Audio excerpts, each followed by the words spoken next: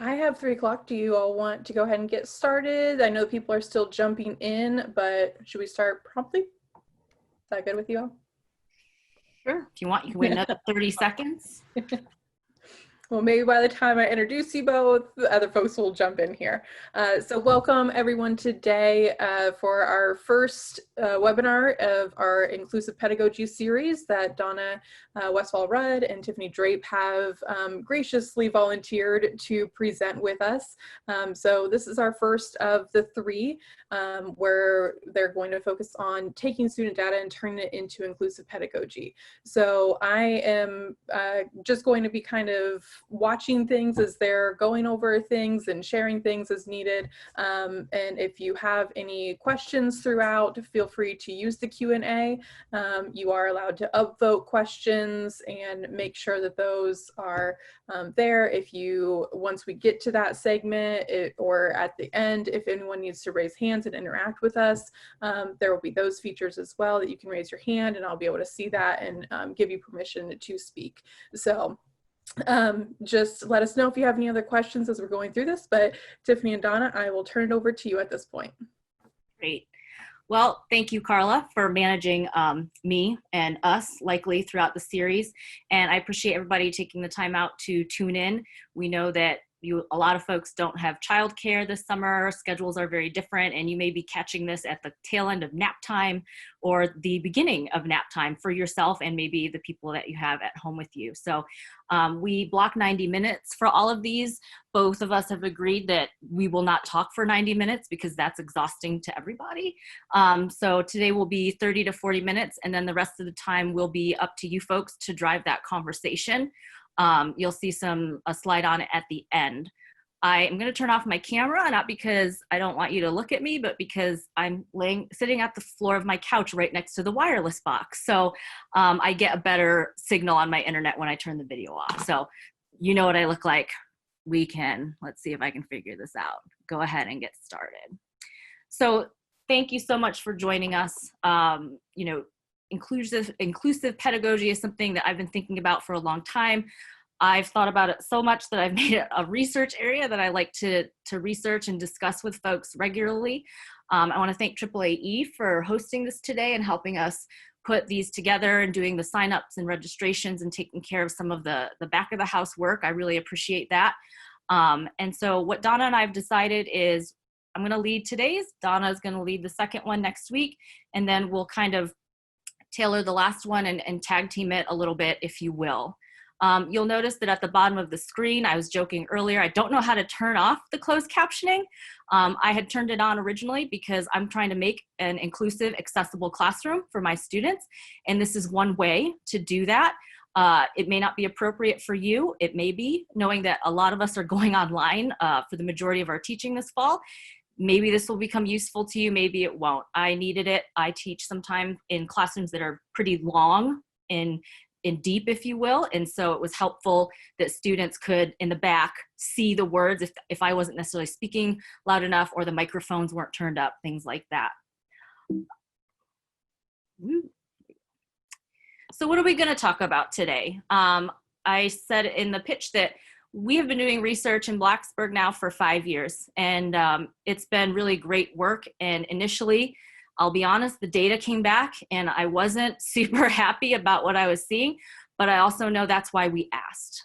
So we're going to talk through the research from 2015, and then we're going to move into what did we do as a group of people who were invested in creating a more inclusive environment for our students to come learn in. And then we're going to talk through what happened in 2019 when I collected data last fall. This wasn't the kind of study that we had a planned intervention on, but these are solid things that we thought would be helpful and that we started diffusing out to our peers and colleagues, working with our students on, our pre-service teachers and things, other populations. Before we get too started, I want to make sure to respect and honor the land that we're all on, knowing that most of us were not the first people on it, so it's important to pay respect to those who were. So way back in 2015, it seems like so far ago, 2020 has felt like a really long year, I think, to a lot of us on this. And so I had some my own pre-work to do, and I think that's what a lot of us struggle with. I will speak for myself throughout this. I won't speak for anybody else. I struggle with this. This work has become my work simply because I was the one that was undertaking it. And so my account of these things is not everybody's account, right? The danger of that single story. The data, though, is representative of what students in colleges of agriculture from my sample really did report. And so when I use my own language or identify as I'm doing it so I don't make anybody else feel as though they've been responsible. This won't necessarily feel comfortable for everybody on this call because this is uncomfortable work. Some of it is not going to feel super great and it's going to make everybody a little squeamish. But I'm here to tell you it's going to be fine. And I felt squeamish since I moved down south in 2008. And so I think we can all, tolerate some of that. This is going to be a challenge for all of us on this call, our peers and colleagues, as we train our own students, because like anything that becomes a habit, we have to really think about changing some of our behaviors. And building inclusive pedagogy is a behavior change for many of us, for myself included. I had to really unlearn quite a few bad habits that I had, quite frankly. These bad habits didn't come from an ill-hearted place, but they were just things that I had grown up with or just been exposed to and thought that's pretty neat, but come to find out later on, maybe it wasn't so helpful, to use them. I had to unlearn some of those things. I also really sat with our diversity councils and some of our peers and colleagues in the college and said, what do we like about our community here? Because it's really easy to pick on the things we don't like, but I really wanted to start out from a place of the things that we do like. Peter Block in Building Community, which was a piece of a text I used for a class, always said, what do you like about where you are? Community, brick and mortar, online, what have you. The second thing that we really wrestled with as a group of stakeholders was, who do we want here that's not at our table? Because we all know that we can do our very best, but sometimes we just don't get all the folks that what we might want. And there's usually a reason for that. And so we had to think through what was really important. Who did we want with us in this journey? There were other things that we wanted to confront and ask about, not just related to race and ethnicity. The closed captioning is a great example. Folks who have accessibility, accommodations, things that we cannot necessarily see with the naked eye. And thinking about what do we have the power to do within the system, within our institution. I know that there's folks on the call who are not promoted. There may be folks who don't work at Virginia Tech, and so the system that you work in is very different. Your promotion system may be different, right? So we all have these systems and institutions to work within. And so as we start thinking through this work, what do we have the power to do? Again, we always go, I can't do that, or, that's above my pay grade, and some of these other, phrases, but we do have some power. Coming to the table this afternoon is a great place to start. So we had to ask these questions of ourselves, working with the leaders in our colleges and our departments, and really starting to think through what's important. What do we want to know? What would be nice to know if we have the space? We don't want to get survey fatigue unless, we really think they're valuable questions. And then, of course, at the very end, what are we going to do with this? That became the really important thing for me personally and professionally. What do we do with it after we collect it all? So we started in 2015. We started with our undergraduate population.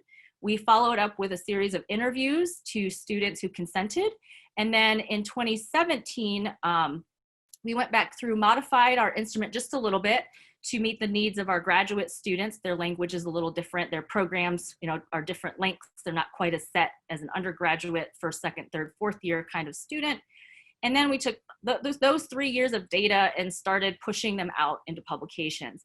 NACDA currently has 2 out of the 3 publications from this data published.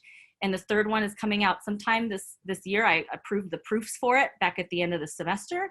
So if you are looking for a more thorough explanation of this, NACDA, and they're also available for free and open access on both ResearchGate and I think Google, not academia, excuse me, on Google Scholar as well. So that was our population that we started with back in 2015 to 2017. So we talked about all the stakeholders. I ended up talking to everybody. It's a good thing I like researching people. Of course, we started with the folks that we think of first, our college administrators, our diversity councils, our peers, our students. What do they actually care about? And then we started building it out. We started touching base with some of the employers that our students go to. What's important to them? You know, if we're going to send our students there, we need to be talking with them regularly and building that relationship. Our other land grants, some of our sister institutions, you know, collaborating on research has been a wonderful asset for me. I can't do this all alone, so I need some help sometimes, actually most of the time. And then certainly at the university as a broader scale, not just within a college of ag, but other colleges that exist at our universities. A lot of our universities are pretty big and they host a lot of different colleges and specialty areas. So it's important to try and reach out, and that's kind of what I deduced in this work.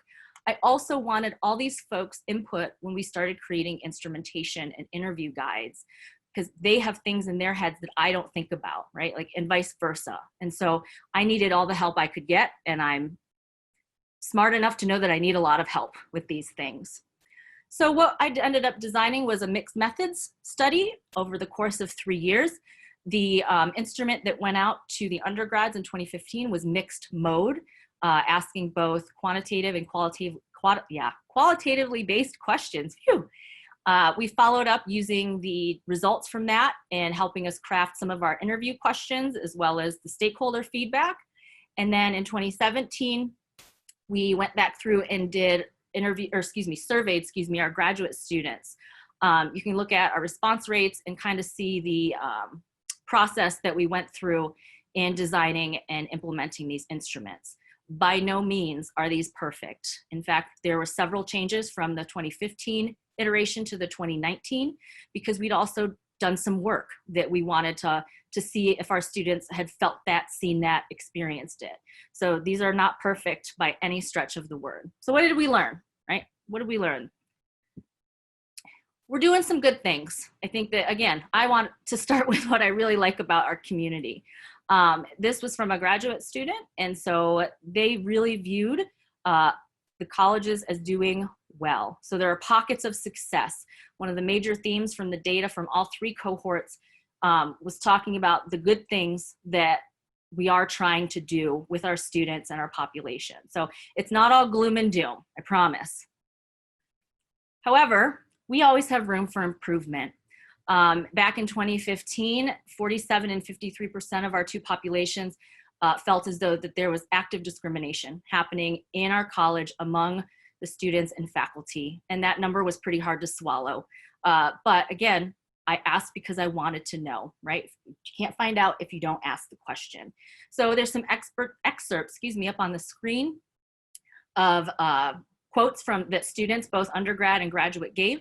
This was also delivered to part-time students. We also have online programs as well. And so I wanted to get as wide of a swath as possible with these folks. So you can read through some of those. Thinking about what was happening in the world in 2015 too is also something to take into account, right? We had a presidential election in 2016, right? We've had several different kinds of current and world events happening, notwithstanding the pandemic this summer. And so we also thought through what that effect it could have. And so things like the Muslim ban, coming from that at the time was very current for our students and for society. The other thing that we noticed was our students really broke things down into 3 very specific areas without us prompting it. We asked about all kinds of things, but they did that work when they were reporting on this. The thing that I kept seeing, and I kept hearing in interviews too, was the students would say, I know Dr. So-and-so was joking, but, right? One of the participants that I interviewed said, I have a sense of humor, Dr. Drape. I'm not dead on the inside. But she said, I'm paying $12,000 for this. And I know that this professor was joking, but is that really appropriate when I'm paying for this? And the student wasn't wrong in their observation.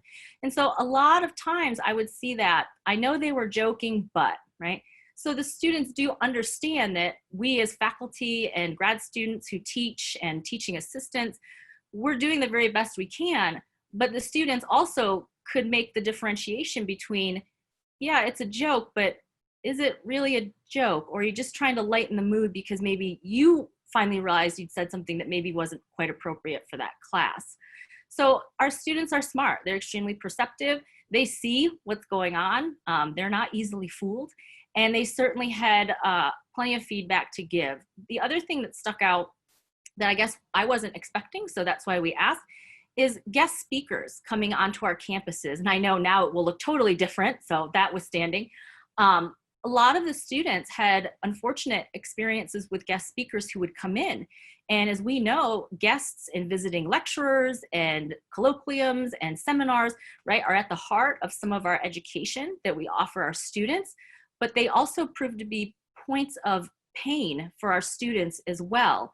And they would always follow up and say, I didn't know who to talk to about that, right? This person maybe was visiting for 2 days or 1 day, or maybe they were a potential job, candidate search. And so the students would attend their seminar. And so that also was something that, we didn't necessarily expect to see, but certainly captured our interest when we were going through the data. So what did we do, right? I got all this data back. Some of it made me happy. Some of it made me pretty depressed. And so what we ended up doing for the next 4 years, starting in 2015, because this all happened in parallel, it ran next to each other. We started peddling the streets, for lack of a better term, and starting to really work through with that feedback, what can we do, right? What can I have the time, capacity, and permission to do with my peers and colleagues? And so what we started was doing, of course, professional development, because we'd worked with so many of our college offices, like our diversity councils and things. We were given agency to host lunch and learns, or just straight up seminars, where we started working through with faculty, grad students who teach, anyone who basically wanted to attend, strategies, things that they could do, showing them data. There's always folks out there who will say, oh, I don't believe you. Did you really do that? And yes, we had the evidence now, which I think was really important to be able to say, here's what our students think. Now, what do we want to do about it? We presented at conferences. We've worked with department heads. We've talked to our deans. We've worked with some of you all out in the field, formally and informally. And really, most importantly, we started doing that work in-house. We can go out and, talk about inclusive practices and inclusive pedagogy, but a lot of this really starts at home. It starts with the things that we have as professionals, as faculty, as folks who've been really fortunate to get phenomenal educations out in the world. And so some of that work really had to happen right here, if you will, at home or within ourselves. So when I started thinking about what does this all mean? Why is this important? The one thing that I came through, taking some cues from my leadership peers in the department, is that really, yes, we're teaching, and that's important. We're preparing people for the world. If I say young people, I'm dating myself, but we're preparing students to go out there, to become leaders in their fields, to contribute positively to their communities. Again, whether it's the brick and mortar zip code community or their, church community or YMCA, anything like that, a community organization. But we want to train our students to become leaders in some capacity. And so in order to do that, we had to really think through, what does that actually mean? The Urban Fellows put this up. I thought most of it was quite appropriate, but really we have to start being fully responsible for our contributions to these students' learning. And some of you are saying, well, I am responsible. And so I don't doubt that you are. It's not because you're not doing it, but just thinking very mindfully about this and very deliberately, because as a group of educated professionals, we have power and privilege that we don't always think about, because this is just how we exist in the world now. The pandemic has shown us some of these things that we knew, but we just didn't always see. And so as a group of educators, thinking through the power that I do have, thinking about the privilege that I've had a ton of it. I'm Asian. I was adopted from overseas. I was not born in this country. And to be adopted to the United States and get the education that I have and have the good fortune is an immense amount of privilege. And so I think it's important for all of us, even if we kind of doubt that a little bit, to really think through some of that, because our students see that, they watch that. They look at your social media, they follow what you're doing, they see the pictures that you post, right? And so, yes, you want to create the thing you want to create, it's your identity, but know that we have different sets of power and privilege that our students and some of the folks that we work with may not. So the other thing we figured out is socially diverse groups really are more successful. The more we started getting into this, the data, working with the different stakeholder groups, we kind of inadvertently know this. I know that when I'm talking to Carla, since she's helping us out today, she speaks quote unquote ag ed, right? You go out and you talk to your peer in the field, you know that they speak that common language. And that makes us a little bit lazy, because I know if I say something, Carla, in this example, is going to know what I'm talking about usually. But when we have to prepare ourselves, we have to force a little bit, we have to do our homework. We have to be a little bit more clairvoyant. We have to take our time and explain things that we may not. I always like to tell my students that if I can explain my research or whatever I want to talk to my parents about, if my dad can ask me questions back, I've done a good enough job explaining it to him. If I get crickets on the other end of that phone, I have not done a good enough job. I have failed communicating science to him. And so I need to do better or figure out how to explain it differently. Is he everybody's benchmark? I don't think he wants to talk to all of you on Monday nights, but if you would like, I'm sure he would entertain it. And what we also learned too was policy didn't change people's feelings of discrimination or bias, right? We've had a Black president, racism must be solved. Nothing could actually be further from the truth at the moment. So, just because we've passed a law in our state, our county, our municipality, doesn't mean it changes how people feel about things.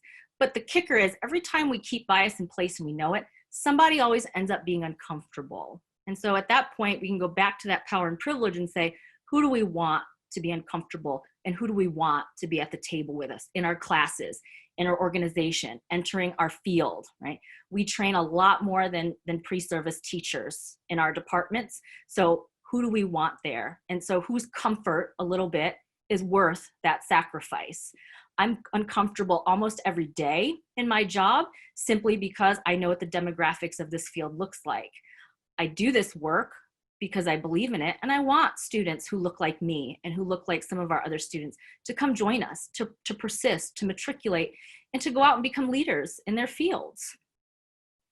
So we know psychology. Some of us have taken a lot of classes in cognitive psychology, neuroscience, others of us a few less. Maybe your time is going to come soon, but we all have bias, right? And so when we think about bias, it is bigger than just race. And so a lot of folks get stuck in that when they hear the words diversity and inclusion, they think, oh, it's just talking about people who aren't white. Again, thinking through all the other populations that we have in our world or that we may want in our profession, and what kinds of bias do we have towards them? I have a very specific set of bias because of how I was raised. I know that each and every one of you do as well. Some of it's totally fine. It's benign, right? Other times it can be a little bit more harmful, but we may not always recognize that.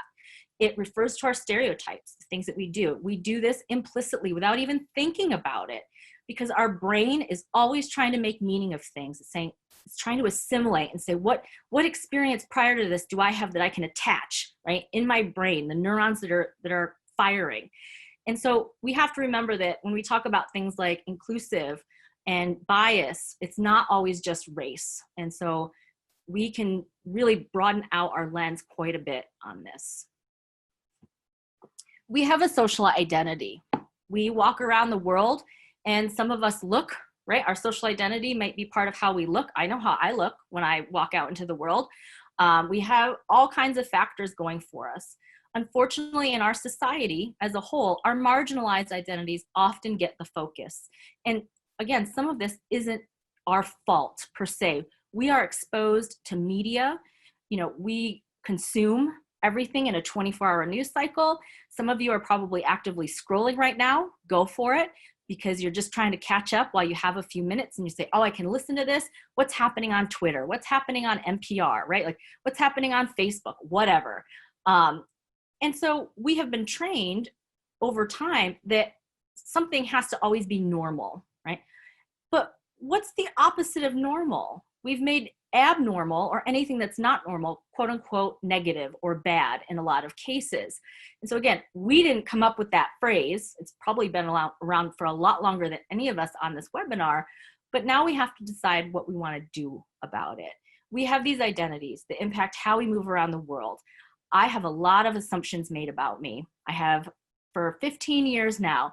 And so every once in a while, somebody says something that just totally catches me off guard. And I thought, I never would have even thought that. That never even crossed my mind. But to this person, it did cross their mind. So we have to think about how we walk around the world, our identity.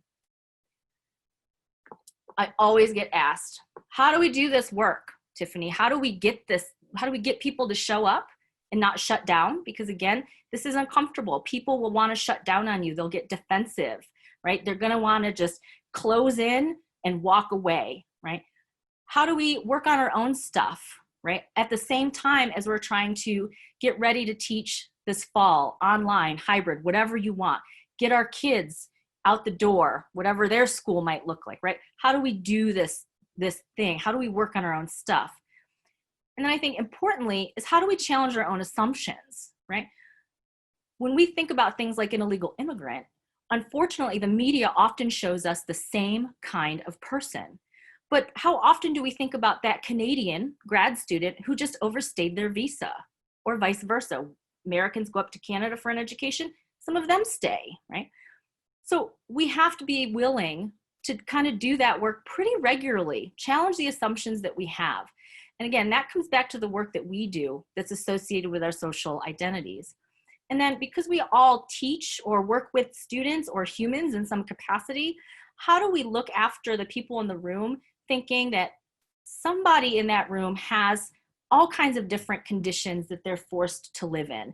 Mental illness, LGBTQ, low SES. We have a high percentage of students who are from rural Appalachia, right? And there's a big divide financially.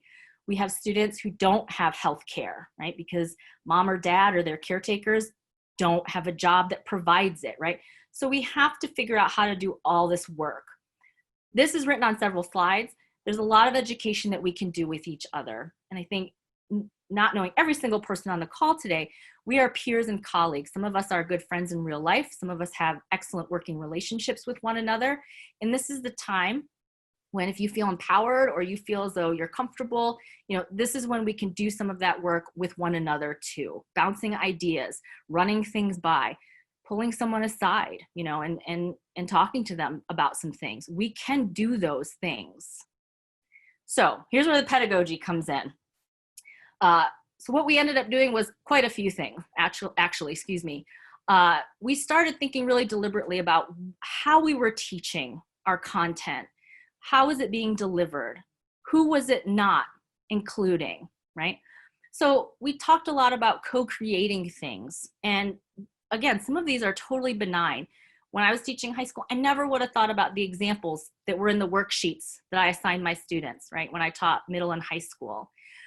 But I started to pay attention to the things I was using in my classes, the readings, who wrote them, right? We are often trained to look at how current they were, what the methods were, some of these other benchmarks for research.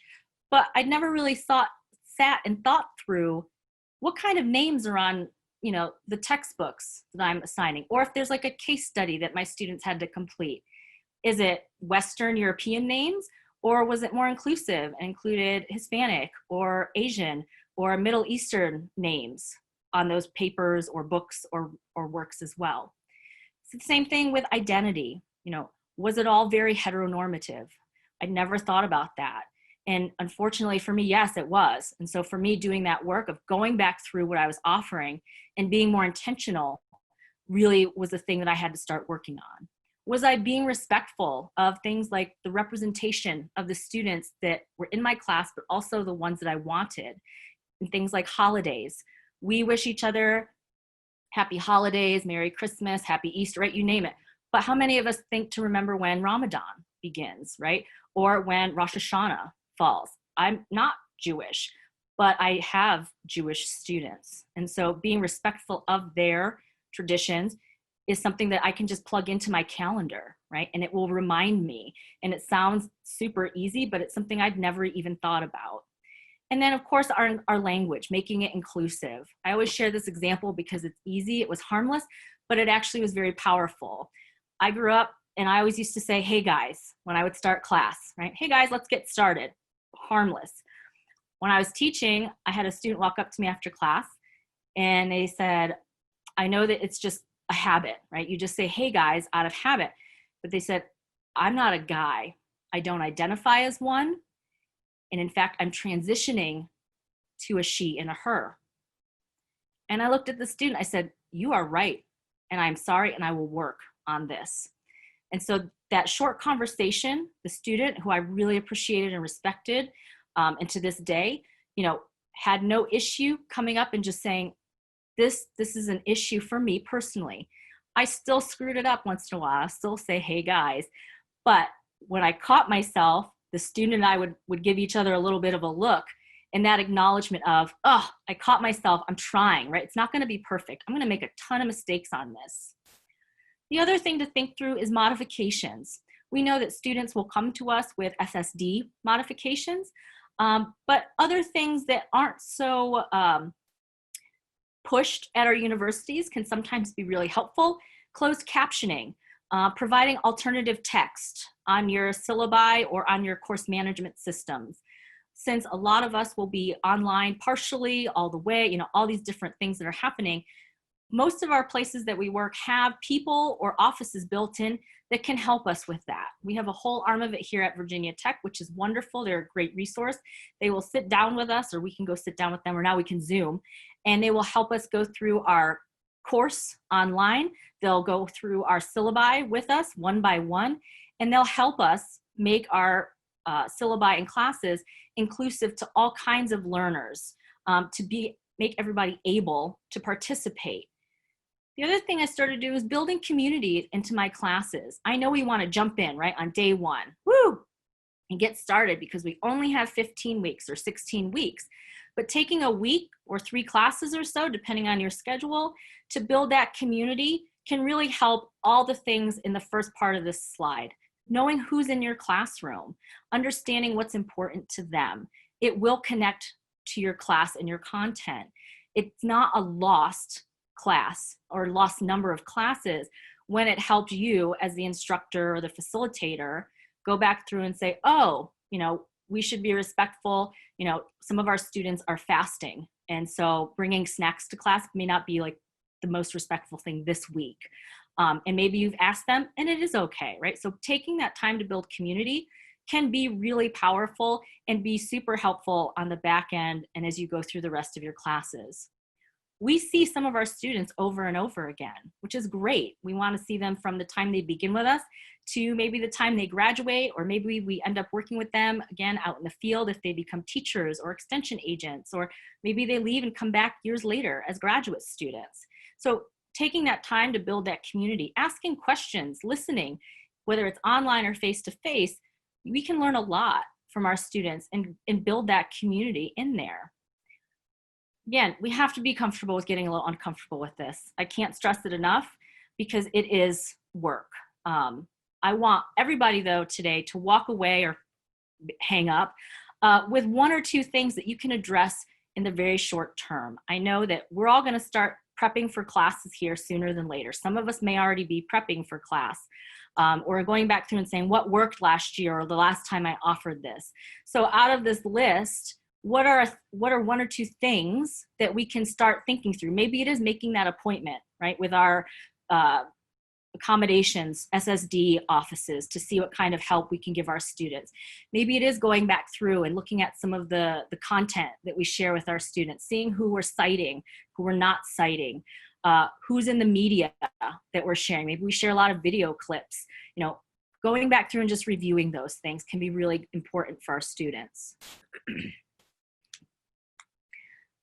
This is not a fixed continuum. This is a circular process. We are never going to be done with this work. I do this work every day, a little bit at a time. Some days are more stellar than others, and other days it's, I'm going to try again tomorrow. So understanding that this isn't, I've done this, I've read the books, I've changed this, I'm done, right? Unfortunately, this isn't that kind of work to be done. Being inclusive in pedagogy is a continually evolving thing. I joke and I tell folks, I have never offered the same class twice, because every time I offer a class, I go back through and I find things that I could improve or things that I could modify. Maybe a new piece of work has come out that better suits it.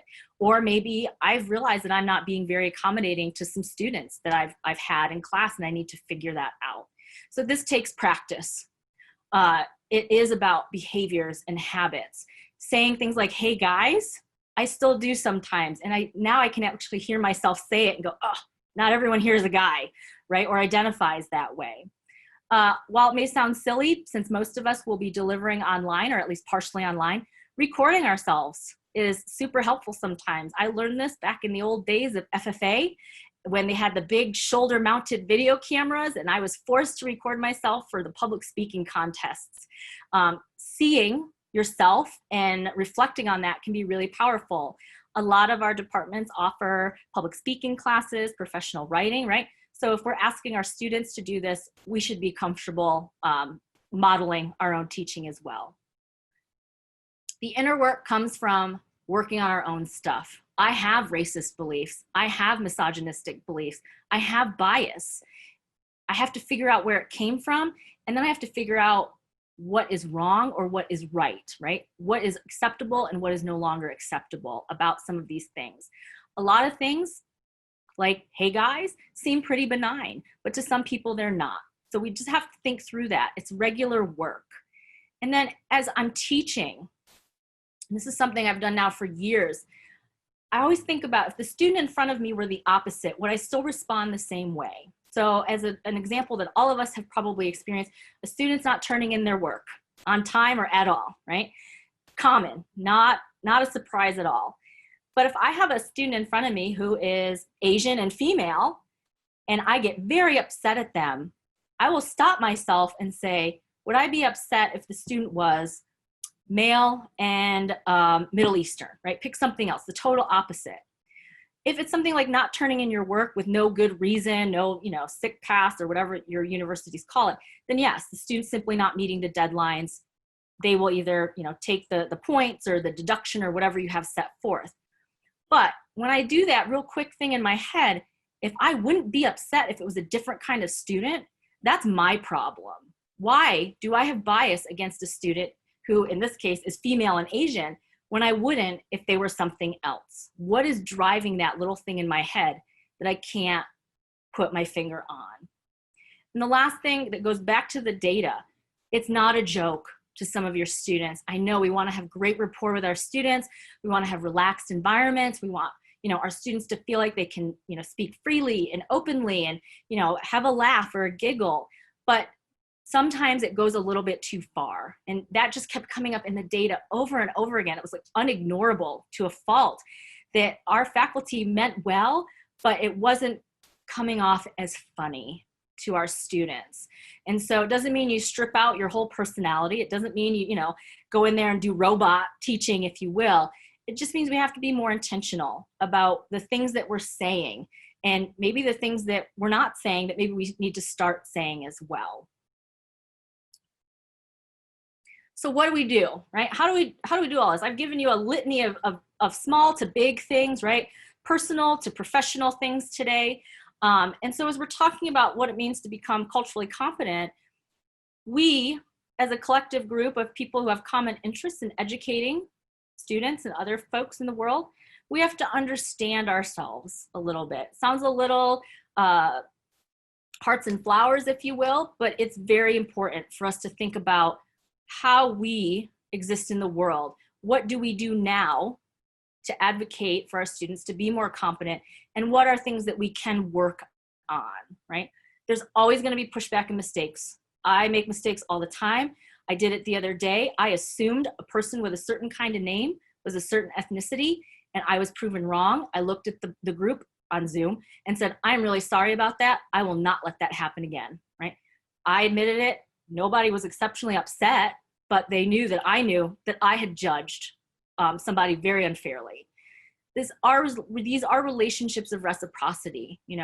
We have to be willing to learn from one another. We have to be willing to take advice, guidance, information, whatever you want to call it, from people that we may not normally do so.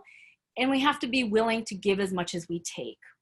We mean well. That's the thing. None of us here on this call are, out to get anybody, but we have to start viewing our relationships with our peers and our students and our colleagues and the people in our world as equal ones. Not, I'm the teacher, you're the student, but what can we learn from one another? And some of this is your work. It's nobody else's work to do. And that's really important because all of us are at a different spot in life. I don't think any two people on this webinar are at the same spot in their life. That might be a little weird, actually. We all have different family structures. We all live in different parts of the world. We all come with our own set of things going on. Most of them are great, but we still need to consider those as we work with students who are not just like us, or the students we want to work with. And we can reframe our thinking around some of these things. I know that between media and social media, it's one of these cancel culture, you're wrong, I'm right, delete, unfriend, whatever, you name it. But we can be assertive with one another without becoming aggressive. And so I think that's also really important because when we want to teach our students about this, modeling that becomes super important because a lot of them have not seen that done, discourse, in a healthy, productive way, ever. And so modeling that may also help them as they go out and navigate their own relationships in work world, personal world, what have you. So we did a lot of work over the last few years. Have we finished it? No. Have we worked on things and come to dead ends sometimes? Yes. Have we worked on other things and been really excited about what happened? Also a yes. So again, this is going to be an evolving process for all of you. So it got me to 2019. Phew. Again, I had not arrived, but I'd come to the next point. I wanted to wait for that group of students to graduate or matriculate, depending on where they were. We modified some of the instrumentation because we had questions that we still wanted answered that we didn't get to in 2015. And so we rolled this thing out again. So in the fall of 2019, we asked about our faculty and our grad students again. We asked about how they felt, our students, how they felt in their classes and in their labs, right? Labs and classes are the same, but also very different. And we wanted to know how we were doing, frankly. And so the percentages were pleasing. And we have work to do still. 82% is better, but it's not 99 or 100, right? Same thing for lab. Our participants gave us great feedback again. They really were excited to see the faculty and the grad students, and I'll put that slide up next, doing things deliberately to make the things they were teaching inclusive, to putting up stickers or insignia of support, to be using inclusive language, thinking about pronouns, things that were uninclusive though, right?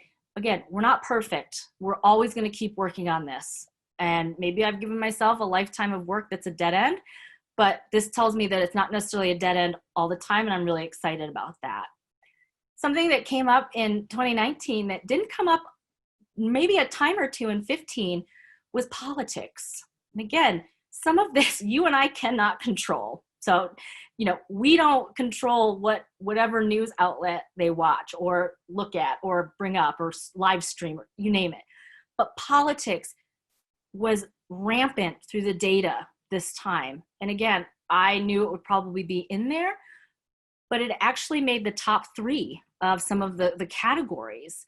And so our faculty, our teaching grad students, or grad students that work with students, right? They're doing a lot of great stuff. Our grad students, again, 87% of our participants were like, yes, they're being inclusive and doing right, treating us well, and not trying to sabotage us on purpose, basically. But again, the other side of the coin is always the truth too, right? We want to report the good things, but what's equally important is the stuff that we can continue to work on, because a lot of the things on the screen are behaviors that we can work on, with one another, with the students we advise, with the TAs or the grad students that teach our sections or our labs. These are all behaviors that can be worked on. And so having this information as a department and as a college is super powerful because it gives us some inference of a direction we can take. So again, quotes of different things, good, bad, ugly.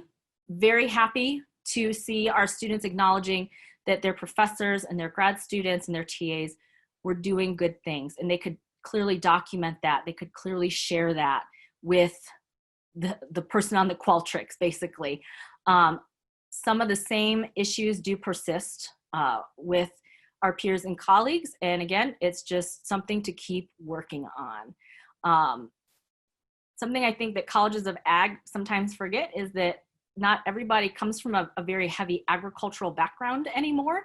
And so the long quote in the corner there, you know, this, whoever the student was, you know, why would they go to college for something they already knew? And then talking about financial and economic things also was something that has become a lot more prevalent from the 2015 to the 2019 data, that wealth gap, if you will. We see it on the news, we can see it in real life, and our students also certainly see that. So we also asked our students, where should we be focusing, right? Where should the colleges be focusing? Race and ethnicity wasn't number one in 2019. Mental illness and issues around that were the number one thing that our students requested to focus on. And then socioeconomic things, or socioeconomic level, and English as a second language were also a tie when they ended up being parsed out in the data. The students feel things still, and we wanted to know what that was. We still have things with gender, right? Gender identity, misogyny, putting people in boxes per se that are unfounded. Age was something. I don't know if it's because Virginia Tech has a Corps of Cadets, so we have students that are not quote unquote traditional college students, but some of it was also due to things like age in grad students being close in age to the students that were taking the classes, and some things that were going on there. Socioeconomics showed back up again, and politics. Politics was not on the big five, if you will, in 2015, and it showed right up this last fall. And so this discourse that we're seeing in our country, or this debate that we're not seeing in our country, you know, I'm sure feeds into that, but it's good to have this information. It can be powerful if we want it to be. And then as transfer students to our universities and where we live and work increase, you know, trying to make college more affordable, our transfer students also spoke right up and said, we also, you know, we need a little bit more help because our campuses, some of them are pretty big and they're pretty intimidating. And if you didn't start there as a first year student, you're going to be lost, right? When I started at Virginia Tech for my PhD, I got lost in the library and had to call someone to come like help me find a stairwell, basically. And that wasn't my first time in college at all. So I can empathize with that as a almost 30-year-old person who got lost in the library on a college campus. So, you know, our transfer students are a super important population to some of our universities, and they deserve some time and attention as well. So one of the last things I'm going to report on, it's not the last thing that we asked, was the students didn't feel as though we addressed some things adequately. I didn't actually go back and ask very specifically, what would you think would be great to address this? Because I didn't want the students to just close the survey. I wanted them to finish it if they'd started it. But again, politics, right back up there. I was, again, equally surprised. And race and ethnicity actually fell down. It was number 1 in 2015, and it fell down to quote unquote number 4 in 2019. And so our students see other things. That's why I said inclusive pedagogy is not just about race and ethnicity. It's about a lot of other things. And we forget this. A lot of us are very able-bodied. We are so fortunate to have good health. We may know people and love people in our lives who are not as fortunate, but not all of us have these conditions all the time, right, happening around us. And so our students can clearly see that, and they understand. Socioeconomically, right, the cost of things is high for some of our institutions. Even thinking about how much is the textbook that I want these students to buy, right? I know that the content is extremely important, but the students are also paying attention to the price tag, right, associated with that. renting textbooks, getting the ebook editions. Some of these other things are super helpful, but they are super concerned about socioeconomics among themselves and their peers. So what's the long-term goal, right? What's the long-term goal for colleges of ag? What's the long-term goal that I really think about pretty much every day? We see our leaders. We've seen our leaders all spring say things, put out statements, right? Affirm, condemn, you name it. But we know that faculty, right? Our faculty and staff, we are the ones who are the face of the organization. The president, the provost, pick somebody, a vice president of some sort, may put out a statement. But at the end of the day, we are the ones, by and large, who are in front of our students. We are the ones whose doors they're knocking on, saying, hey, can I talk to you? We're the ones that are informing their graduate degree or their research topic.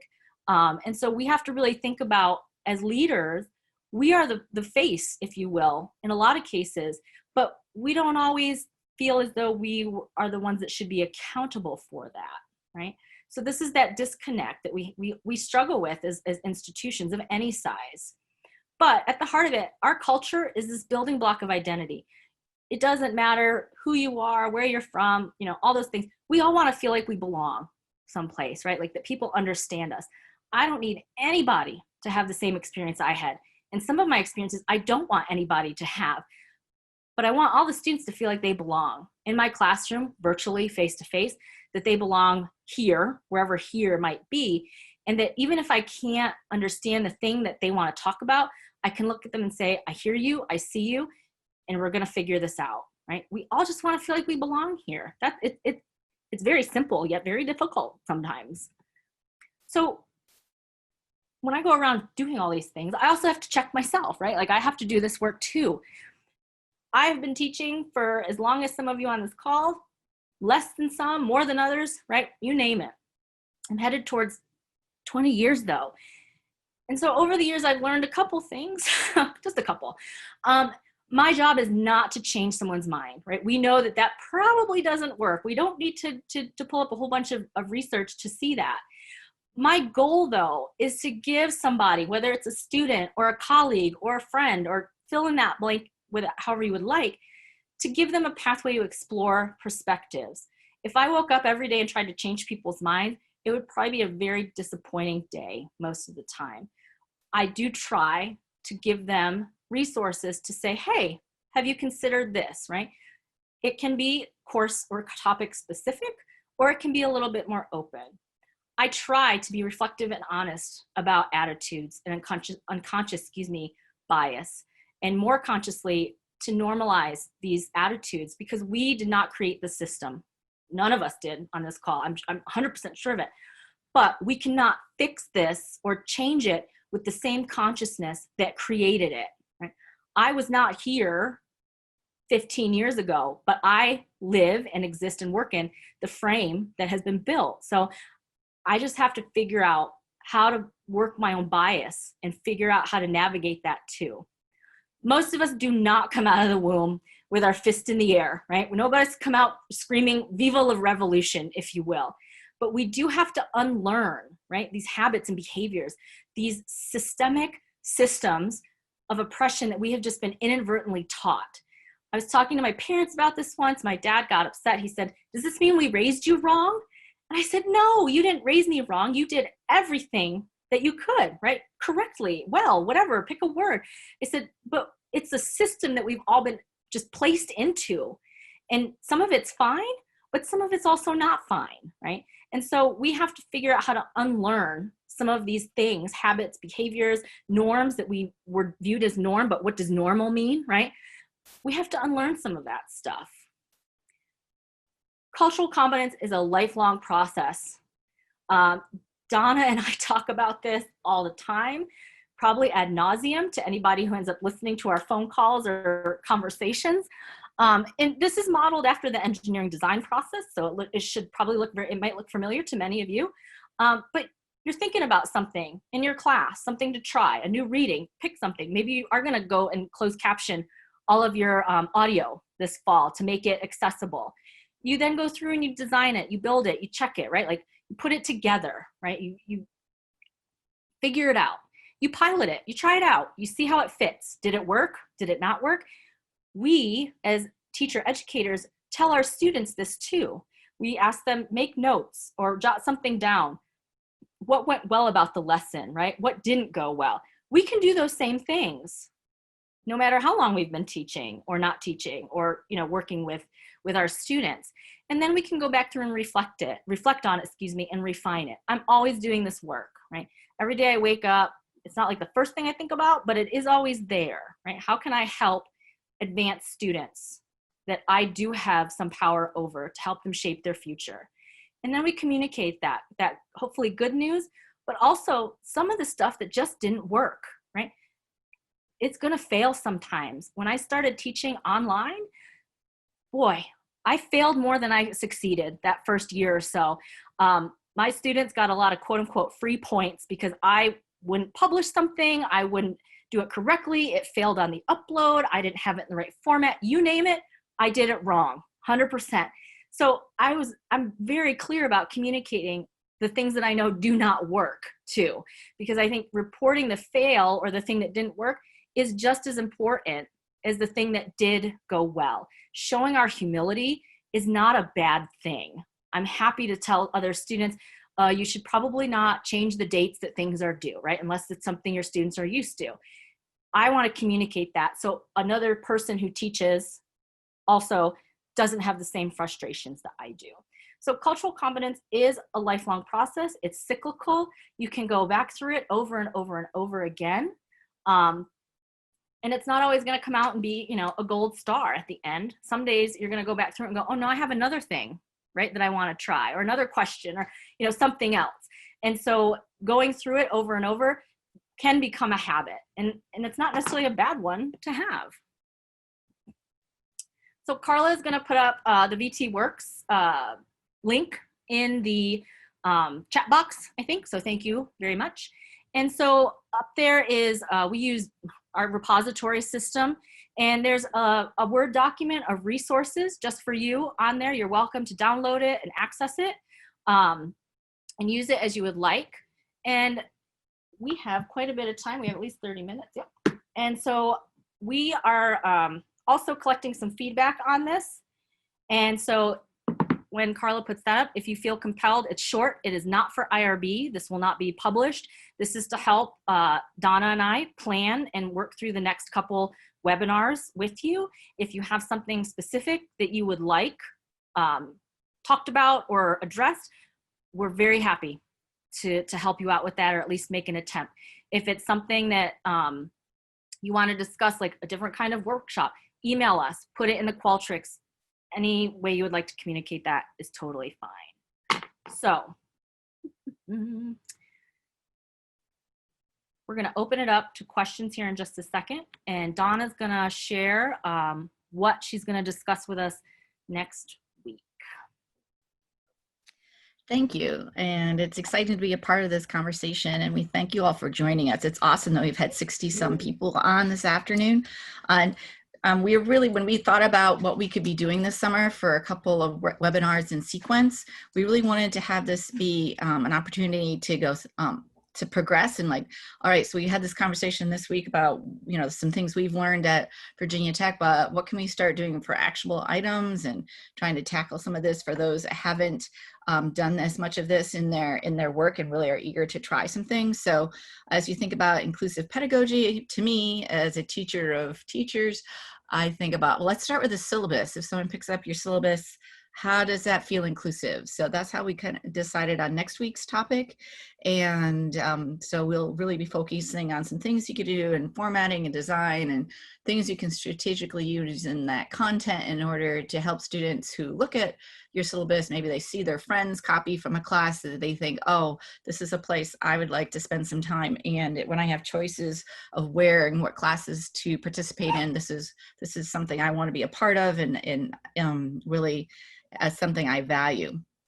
With that, I know some of you on the call are doing some of this with your syllabi also, and this isn't a talk about inclusivity. And so from here on out, Tiffany and I, the reason why we put that survey out there is because we want this to be inclusive of all of us. And so if beyond the syllabus, or beyond the survey, if you know you're doing some things with your syllabi and you would like to be a part of the conversation next week a little bit, or share what you're doing, if you could just send me an email, then we can work directly on figuring out how we can do some things together next week. I think that would be awesome to work across institutions, knowing where some different institutions have opportunity to do some things. I think that could be really fun. And then I've taken some notes from some of your questions and comments today, so I'll try to incorporate those as well. And that definitely will lead to week 3, the third seminar. We will try to really also use this information from the survey to address some of the things people are thinking about and include folks who would like to be a part of this as well. So awesome, Tiffany. Appreciate, we really enjoy working together. So. Katrina asked if this will be available. Yes, I'm gonna PDF it so it's a smaller file and put it up on VT Works later after this at some point. I'll just be honest, I was working on that process, the cultural competence wheel. I had to call in a friend to help me, so the things weren't done right away before this, so it happens. And then Kim Dooley, yes, the closed captioning is great. It will also catch your curse words, just to be very clear. I'm not even gonna try to deny it. So just as a point of reference, it catches a lot, even though you might be standing far away. It's pretty good, whether you want it to be or not. or it will transcribe something into something that sounds quite more inappropriate than what you said. So it might not be a curse word, but it then lets you know if students are paying attention because they laugh. They'll read it and go, oh, sometimes you get a response and other times you're like, oh boy. So yes, if you have questions, comments, it's 4 o'clock. We wanted to finish knowing that, again, people have schedules and also family and all kinds of things going on at home. So are there resources that can help you reflect and uncover this? Yes. As we said, we wanted to kind of see where everyone was at today, but we are going to try to load things into VT Works. That's our online source that helps us keep track of who's actually reading, or how many people we have read things. So we thought that'd be good for us to know. So we will be building more resources there over the next 3 weeks. And so as we share the links, those are going to continue to grow. And I'd like, as people have syllabi that they want to talk about next week or so forth, it'd be great if we could share other examples beyond what we're doing, because we're not the only ones doing this. So yeah, we will make sure that we share with you the reflection opportunities. And those, go ahead. We have a question. I can read it, so you don't have to find the little box. So somebody said, I've been doing a lot of work on giving students power in my courses to implement student-centered pedagogy, or pedagogy, however you want to pronounce it. What are things that folks in my situation, typically miss if they haven't intentionally put inclusivity or the lens of inclusivity on it yet? And what are some things that this person might want to pay close attention to? That's a big question. It is a big question. Of course, our colleague can challenge. She's good to challenge us. Yeah. That's awesome. I think it starts, that's why we're starting with the syllabi next week, and really how do you represent that, and not just telling them that they have students and they have opportunities to be a part of the course decisions, but what do you do even in designing the syllabi, and is that even a collaborative process? So we'll talk about that next week in more detail. And I think Tiffany, one of the things that stuck with me today and thinking about what Tiffany said was thinking about if you are thinking about the students in your room, how about thinking who are they, what's the opposite of that identity? And that helps you think about, okay, who else is here? Maybe I'm not recognizing that. That's a start, and we'll keep working on it, giving you some examples as we go along. But also then, and one simple thing that we'll talk about even more on the third session is some strategies I'm using, particularly in an identity and inclusion course I'm teaching, is how I write my student reflections to then give me feedback so they can be honest with me on where they're thinking and what they're concerned about with what's happened in class. And so every day they have an opportunity to check me in terms of where we're at and where they feel they need to be going. So those are some things that you need to just find different ways to ask questions and do that in a way that you're not taking away from your class time, because we already have very little of that. I apologize for my dog. But those are some things, but we will keep working towards that response to that question. Or Tiffany can add too. Oh, I'll move on to the next one just to be efficient and respectful of people's time too. And yes, we can chat with Hannah whenever in a good way. Gay actually asked, what tools have you used in your courses to help students recognize and appreciate differences without it becoming the focus, which is a great question. She says in a gentle manner, which again, I can appreciate. Some small things that I started doing for my own classes, both face-to-face and online. Things like acknowledging different kinds of names, right? We have a current event about international students in our country right now, but acknowledging that we have a lot of students that don't have names like Tiffany and Donna, right? Western European type names. And so even that gentle manner that you're asking about, putting those in your class instead of Sally, Timmy, Tommy, right? Like you can generate that list yourself. Similar things with inclusive language in terms of people's identities. I had to go back through, I didn't have to, I went back through, and any example that I was using in class, I changed out the pronouns to just they or them, or, to non-gender things. I don't think a single student noticed it either way, but in terms of not forcing folks to just think in, right, one or the other, and just understanding that sometimes they have to work on themselves and not necessarily himself or herself, right? So small things like that, holidays, right? Acknowledging that Ramadan, for example, has started, or Eid, I'm mispronouncing it, has started or is ending or something. So small things. Yeah, it's a good place to start. I appreciate that. Thanks, Gaia.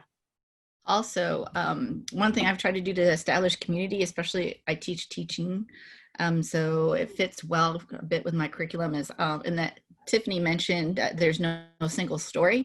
So I talk about that a lot in my class, and I show that I have resources on how to think about the no single story that are pretty cool. And then I ask students to write their story of their family and however they want to represent that. And I actually make it a Google document. And so they can tell their story the way they want to, but I try to give them prompts to think about how their family got to the point where you are, what are things that are important to you culturally, what are the things your family enjoy doing together, maybe foods, all those things to try to help them think about what their story is. And first, it helps students find commonality with others in the class that they may not be aware of, because some of these things are not things you immediately see when you meet another person. But it also then shows some more detail of the dynamic and the differences within the class. And students, I've always received really positive feedback on that, because they can write the story the way they want. So they don't have to disclose anything unless it's something they think is what they want to share.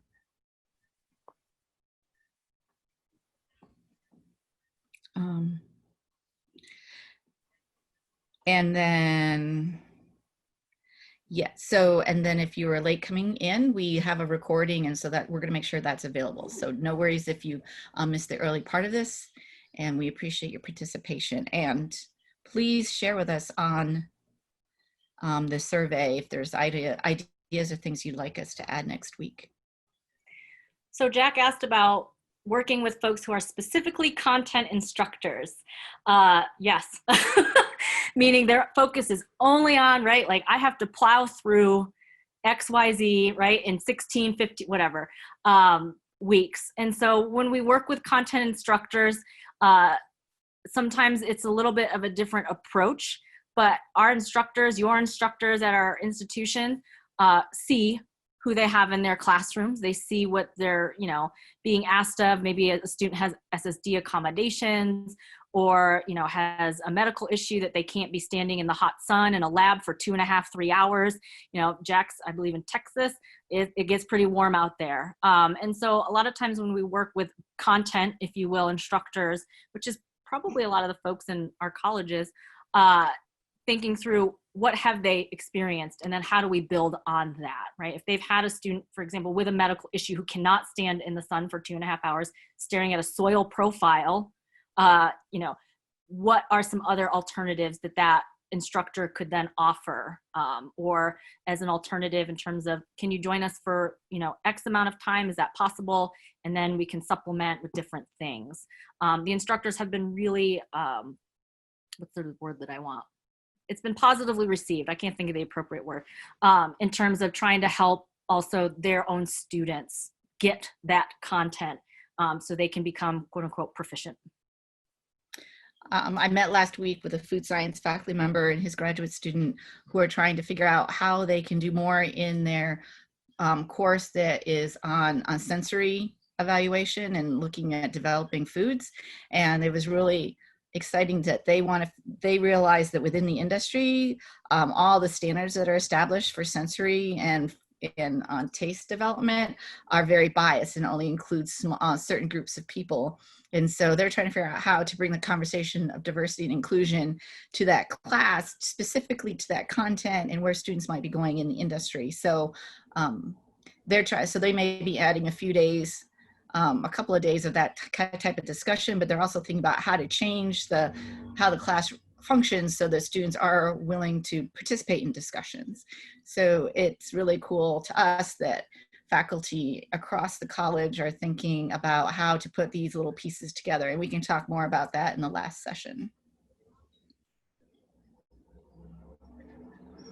And I think we could talk a little bit about IDI in the last session as well, although it might fit a little bit into next week's as well. So if you have some ideas how we might want, Jason, particularly if you want to think about some ways we should add that to these webinars, let us know.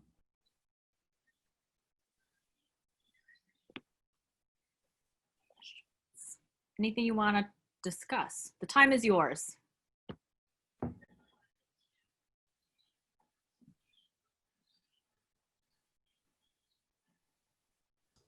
I can also allow folks to talk.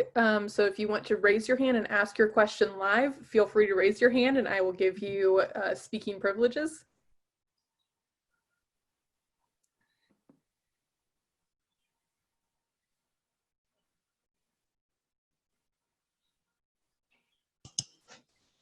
Hi, this is Gaia. Sorry, Courtney and I are together, so I'm just using her login.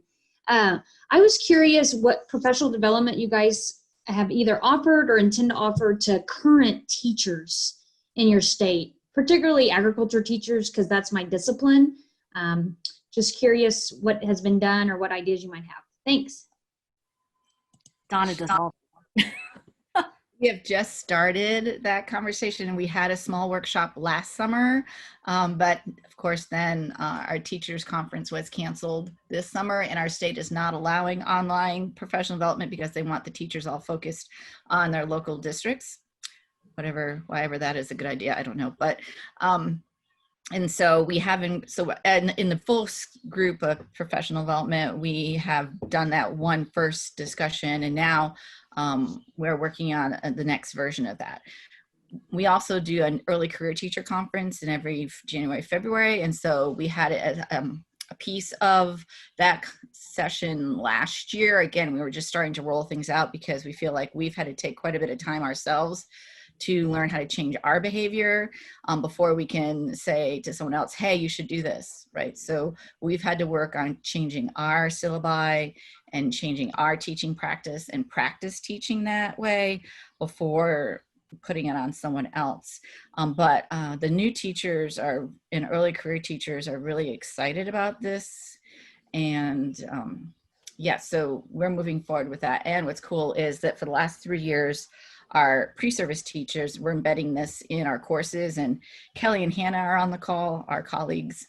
And one of the priorities for us this year is to continue growing how we embed all these things purposely across courses. So more and more of our teachers will leave us with a different background than others. So, and I think as they become active professionals, then it will help us grow the professional development piece because more people will become a little more comfortable with the topic. Is that helpful? Yes, absolutely. And that's what we've started talking about at K-State, trying to make some things more purposeful among the program. So when they finish, it's not this brand new thing, but we've not ingrained it, but it's been something they've been exposed to over time. And that's why I asked that question about how can we do these things without it just completely being all that they hear about in all of our classes. So that was good that Tiffany gave those examples. So thank you for that. Appreciate it.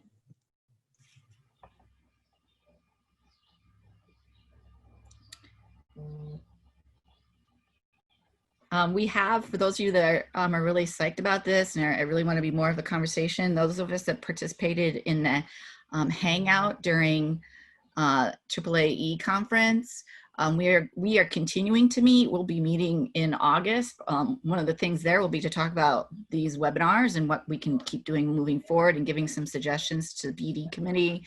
And we've actually given some feedback to the AAAE leadership. If you'd like to be added to our equity and inclusion group, we're very non-formal at this point, although we are talking about how we might become a more formal group recognized within the association. If you want to be part of that conversation, send me a note, or in the survey when it says anything else, you can just add it in anything else in the survey and we'll include you in that. We're also just about ready. We will, gosh darn it, by the end of this 3-week thing, we've been working on a multi-state and with our awesome collaborator, Dr. Stacy Vincent, who's also been on today's call. And that needs to move to the point of including more people in the process of that multi-state in inclusivity. So that again is a way that if you want to be a part of a group that's talking about this and doing more, trying to do more, let us know. And that will be out in the future to have anyone publicly, you know, in the federal system to be a part of it.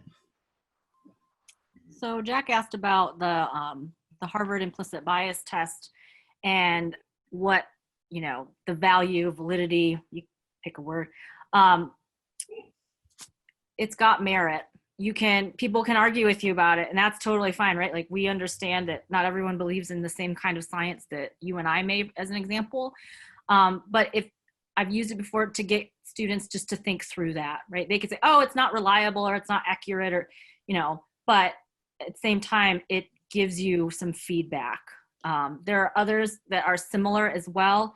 I just noted a study that was talking about language use and how we as a country as a whole have made any other language but European English viewed as people who are less intelligent or viewed with violence and bias. So there's other work out there if you or your students don't necessarily quote unquote buy into the Harvard test. So there are other options, excuse me. And as far as a continuum of things we're trying to do, Dr. Vincent mentioned here, and I wasn't going to speak for him, so I'm glad he brought it up. In addition to these webinars, during our hangout, he offered to provide leadership in developing a professional development multi-day program to develop a course. Like, several of us are teaching a course in inclusivity in some form or fashion for our colleges.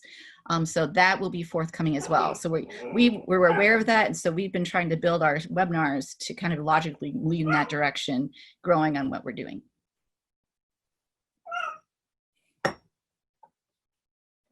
So look out for that too. He has nothing else to do in his world, but it will be, as he has time, he's going to do that for us.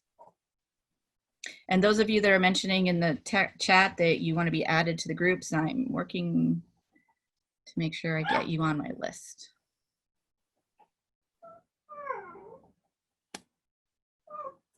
So Jason asked a really cool question about student teaching internships, and if the cooperating teacher or the teacher at the school is not welcoming or supportive of inclusive pedagogy and things like that. Have you seen that yet, Donna, with your student teacher? Well, we're pretty fortunate that we have an idea who is working in this direction as well. And so it's exciting. We have a few that we can do that with. And I think we help our students do this in small steps, because as student teachers, we don't want them to try to take on everything on top of all the assignments they're expected to do during student teaching. So we recommend small steps with that. And Hannah, jump in if you have any thoughts about that as well, because Hannah also supervises our student teachers.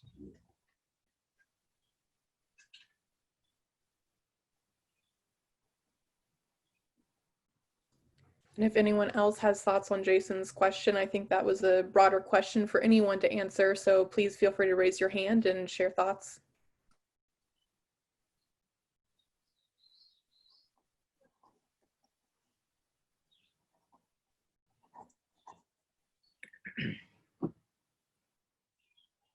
And if those of you not following chat, Hannah says she's not run into the issue yet either, I think. And that's really, as you said, asked the question, I was really excited that the problem hasn't occurred yet.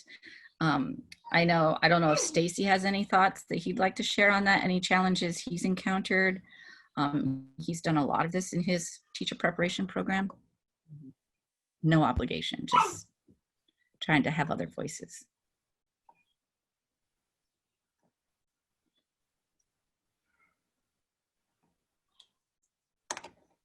So Bora asked about identity development in agricultural and environmental education. Sorry, my brain had to like catch up with my face. So I've seen work on it. I've used identity development theory, Helms, in my work and some of the work that's been published or is coming out. And then I had a doc student whose committee I was on. They looked at environmental education specifically. That was their area of expertise, looking at previously published literature on environmental education and where identity intersected or did not intersect with what these authors were perceiving as the goal of environmental education. So you can find Helms in some work. I personally haven't made that the focus of anything yet, but that would be super interesting if there is a collaboration or something in there that, or just learning more and getting more information. And does Hannah want to then speak? I think Hannah, there you go. Yeah, I just, I thought of something after Tiffany had started answering a different question. I was just thinking about, and I was trying to remember how long ago, but probably 4 or 5 years ago, I remember at one of our early career teacher conferences that Donna and I put on, that a lot of the students were talking about, schools being more accommodating for, students with different gender identities. And they were really, it was great to hear this kind of side conversation. They were like figuring out, how do we deal with like FFA travel when students, are, transitioning, or, all of these different things that, so it was, I think in some, their schools are becoming more inclusive, especially with that aspect. And so it was just a good moment to hear them like not pushing back on like, why are we worrying about this, but like, oh, this is a thing that I hadn't really thought of, and now we're working through. So I think that helping prepare our students for policies that schools are grappling with, right, and helping them be able to be leaders in helping teachers think through some of those things. I think it's something that they're seeing out there in the world. So 2 years ago, we did have to move a female student teacher because her cooperating teacher, once she was placed there, was very sexist. And it was a very traumatic experience for her. So that was something. So we were not aware of it, but we changed it immediately. And then to Dr. Vincent, the question, if you wanted to comment, was in placing student teachers with cooperating teachers, have we run into any difficulties where students are trying to be more inclusive? Our pre-service teachers are trying to be more inclusive, but their cooperating teacher has some resistance to that. So we can give you access to talk. Yeah, he would like to speak. Oh, this is cool. So yeah, we had a student actually this year that was placed and was had a group of ELL students in the back and was really trying to help them with their English proficiency. And the teacher had told them, you know, don't worry about them. The guidance counselor just put them in here anyway. And she was distraught about that. And honestly, although it was not something we want to hear, it was actually positive for our student, because it made all the things we were talking about come to life, that there were some injustices, and so the student ended up having a 3 to 4 hour conversation, and one of the moment that she bragged about the most was working with one of those young men who actually ended up receiving an A on one of his exams, which he had never received in any of his courses, and because she took the time to actually help him. But we've also had a placement. We had an African American student who wanted to be placed at a school that had a school farm, and we had a cooperating teacher did not want that young man to be the student teach there. He said it was because he was afraid what the students would say. So, and we went to actually a neighboring school that also had a school farm, and they gladly accepted him. And it was one of those moments where the kids were crying when the teacher left, and he is now a teacher and one of the officers of our teaching association here in Kentucky, that African-American young man is. But the two schools were neighboring schools. So the student dynamic was the exact same. It was the mindset of that teacher.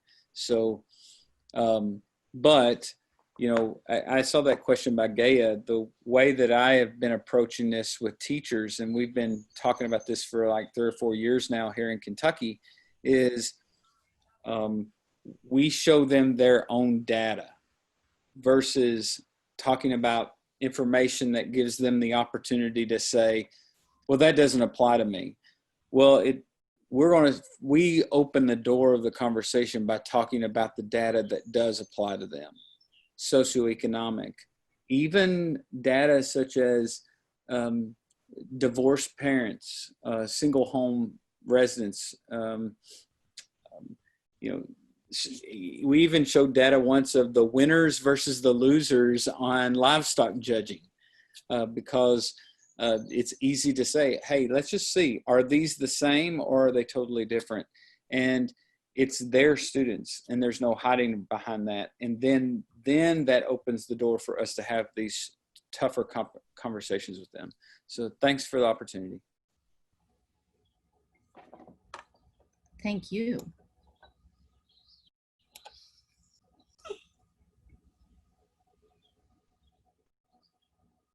So I think those of you that have things you're thinking you could add to and be a part of the conversation in the next 2 weeks, I think we can do this type of involvement of others in the conversation, because it makes me uncomfortable to talk about inclusivity and then only have 2 faculty members talking about it. Seems kind of counter to what we're going to do. But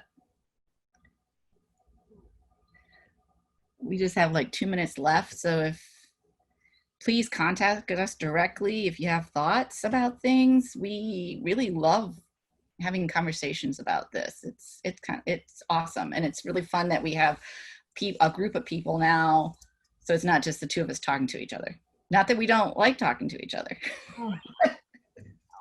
We appreciate you all taking the time this afternoon. Again, we understand everyone's got an interesting life situation right now, to put it mildly, and so we appreciate you blocking out some time in your schedule, and hope you can join us again for the next 2 weeks for at least one, if not both. And we would love to hear from you. So please feel free. We are the more the merrier kind of people. Hello.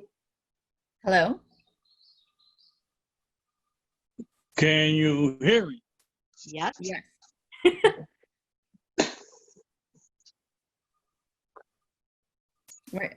You're showing up as Galaxy S10, so we're not sure who's speaking, but. Okay. I'm trying to get my my picture here to see. I can see some of you pictures. Would you like to share something about the work you're doing? Well, I'm just getting on. First of all, I'm Mr. Gonzalez from Puerto Rico. Wonderful. We are. And on the term of diversity,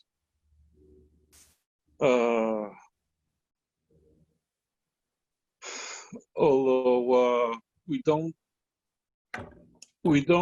do much work here because of basically all our students are from here, from the island, and they're all Spanish-speaking students. We have maybe a couple of students that are from the Dominican Republic, and maybe a couple that are Haitian, but and maybe some from other southern America, but they're all Spanish-speaking students. But we would like to get into the conversation and see how it's being. Excuse my English. It's a bit rusty.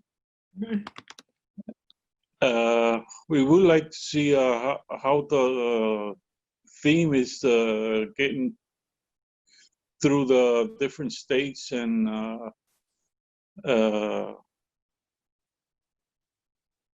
tackled through the different states and everything. Because we do know that there's more and more, how you would say, Spanish speaking students in the States,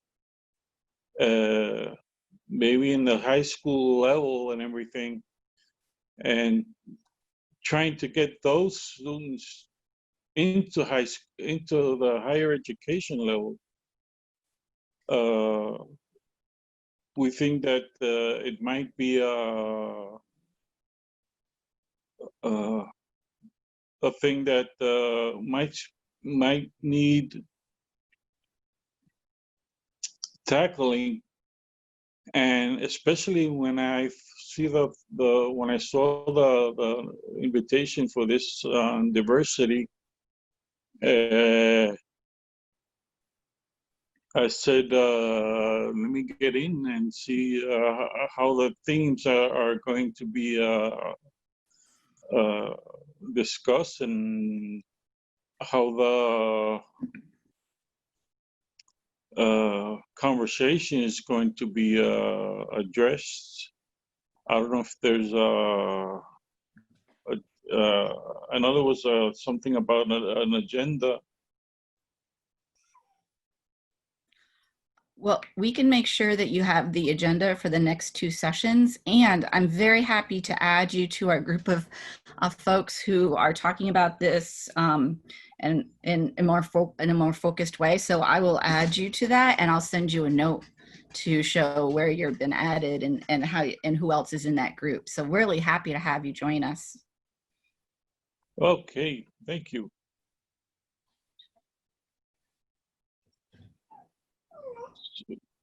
So I heard you say that the group is about 10 people on right now. There were 65, and right now there's 25. Oh, that was good.